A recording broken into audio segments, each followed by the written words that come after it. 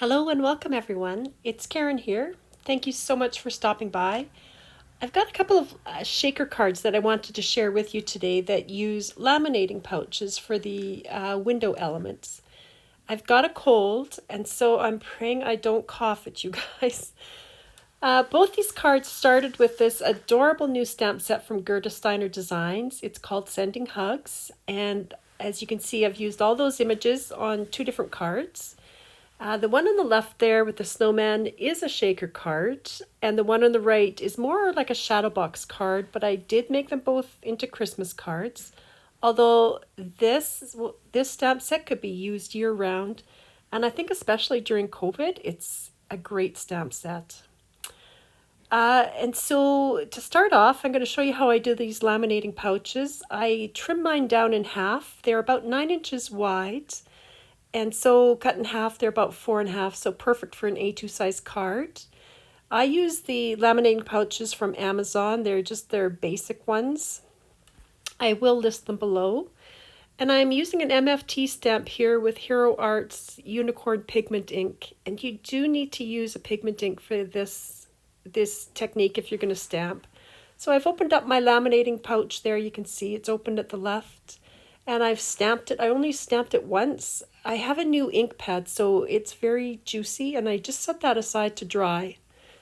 Now, this is the second one for the rabbit and the squirrel. So I've opened it up, and I've actually put underneath behind it 2 pieces of blue A2 size cardstock, just because I wanted to make a frame for this, and I wanted to see where all this glitter would have to go.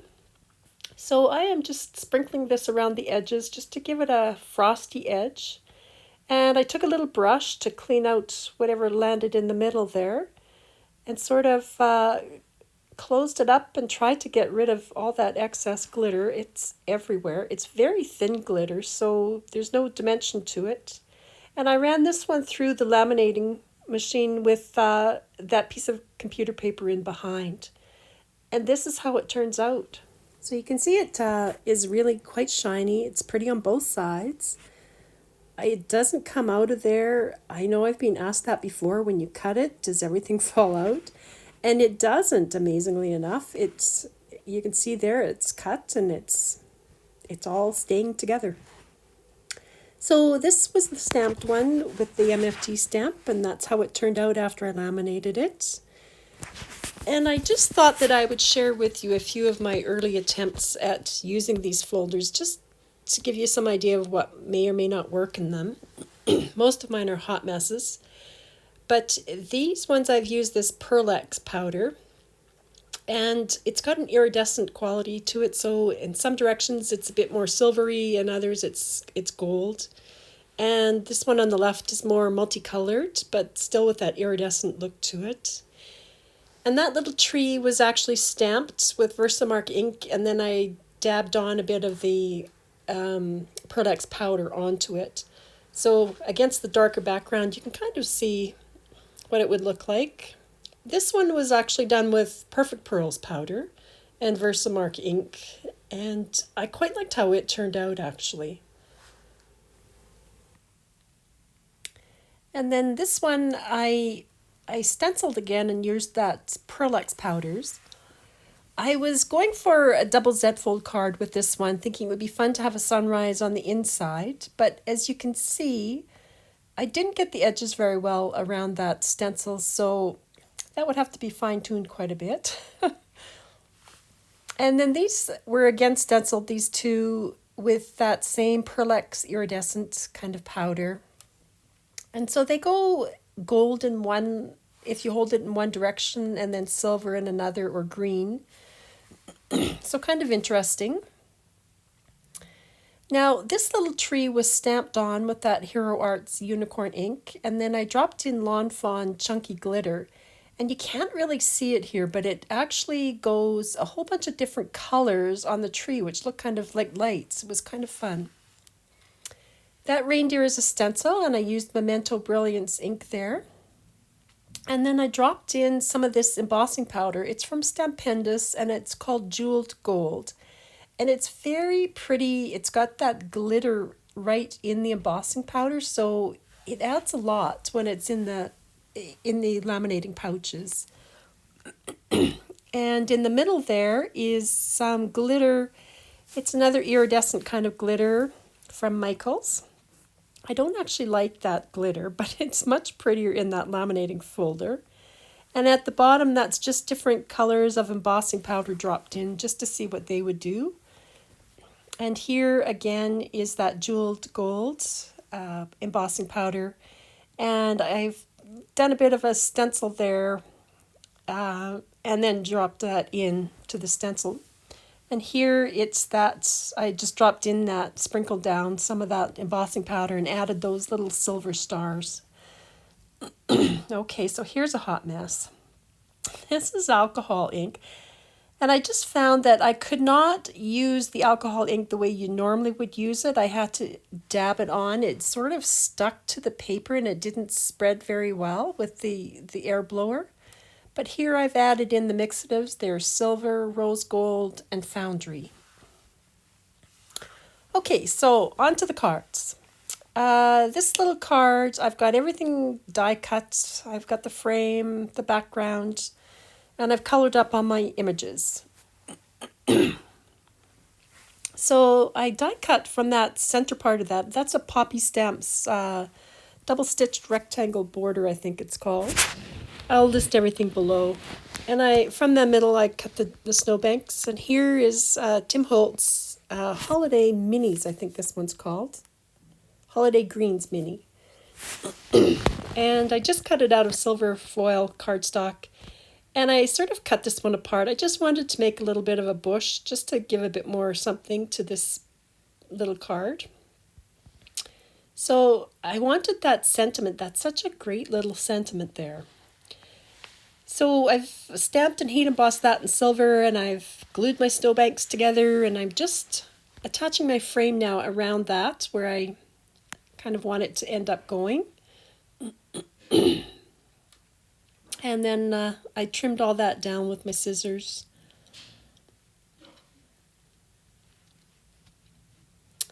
And then to attach this, I put some double-sided tape around the frame. And then a little bit of glue over the snowman and that little bush, just because it was going to sit on that laminated folder, and pushed everything down. And then I just trimmed this away at a slight angle, just to make sure you didn't really see that folder. And then I used some double-sided foam tape, which I folded in half and then cut down the middle. Just made a frame around this. And put my blue card base to my my blue card front to my card base. And if you were going to make this a shaker, now would be when you would put the shaker bits down on the blue part, and then you want to carefully put this down, hopefully centering it. And one card done. Oh yes. In this stamp set, Gerda's got these adorable little, footprints. No, I don't know. Oh, I run into so much trouble when I do these voiceovers. Those little claw marks for the bird, the footprints. So I've stamped those on in hickory smoke. And I'm running a little shimmer pen along that edge. And so there you have it. The one on the left is a shaker card with all the little bits behind. You don't see it so much. And the one on the right is not. Okay, this is card number 2. So here I've done it kind of as almost like a shadow card. I've got my base there, and I'm just going to attach these little birch trees onto that background.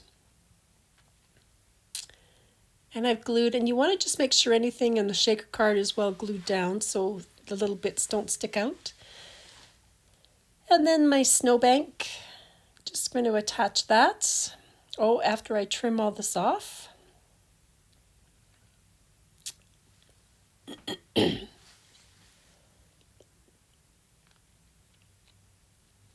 And trim that one down as well.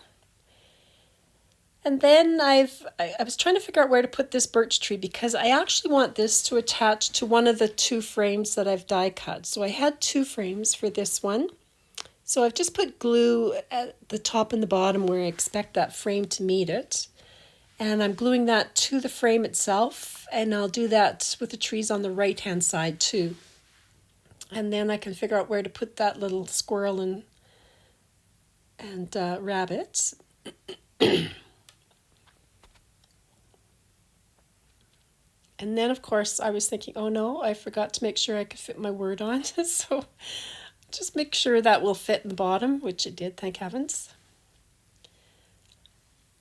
And so that frame will actually be on foam, and then this will attach to it. So I'm going to put glue around this frame and attach it to that laminated folder.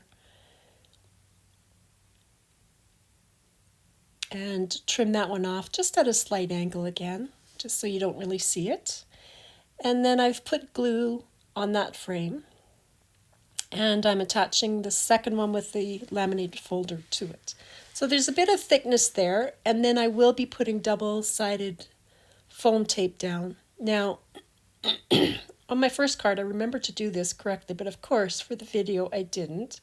So I kind of had to sneak in at the end here and put the birds in. Those trees I did not glue to the laminated folder. I was just afraid that would show through. So now I'm putting the double-sided foam tape on. And you can see I've got my shaker bits in there, and I've put some glossy shimmer pen on along the snowbank. And this is the hardest part, is lining this up, because once it's down, it's down. And you can see I didn't do that quite right. So you have to, of course, give it a little shake at first, and now I have to trim off that extra blue there. So nobody will know. You just trim that off. It's not going to matter. It still holds everything together. And then I put some double-sided tape on the back of this shaker card. Just I feel like if it's going to shake around, you kind of want it to be held down fairly well. Make sure you've got the front of the card base there. And I just lined that up and tried to center it. And then all I had left was this word. It's a Poppy Stamps word. It's called the Snow Merry Christmas. So the top looks like snow drifts coming down the Merry. And I was just trimming away the white part. So you could leave it like this, but I decided to put some Nouveau accents or glitter accents on it. It's in Fresh Snowfall. So once that was dry, I attached it with that Christmas, which is from an MFT stamp set. And I'll list everything below.